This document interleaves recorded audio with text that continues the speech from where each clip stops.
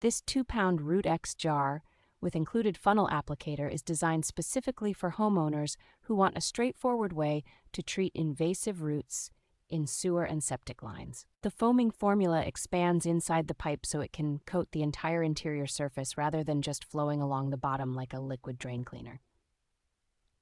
Because the product is accepted by environmental regulators, users can feel more confident about applying it in systems that eventually connect to municipal treatment plants.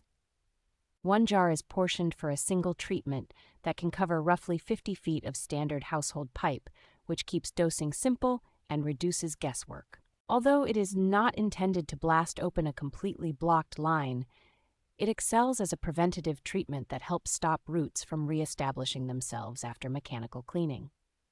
The combination of easy application, targeted foaming action, and a formulation aimed at tree roots rather than general clogs makes this a strong choice for ongoing drain maintenance.